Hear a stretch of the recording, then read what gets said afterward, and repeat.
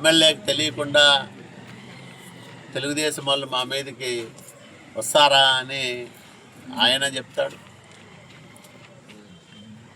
చెప్పండి, అనవసరమైన ఆరోపణలు నా మీద చేయడమే కాకుండా జిల్లా స్థాయిలో వైసీపీ నాయకులందరినీ కూడా కూడగట్టి ఆ జిల్లా పార్టీ అధ్యక్షుడు కానీ అనంత వెంకటరామరెడ్డి, తర్వాత విశ్వేశ్వరరెడ్డి,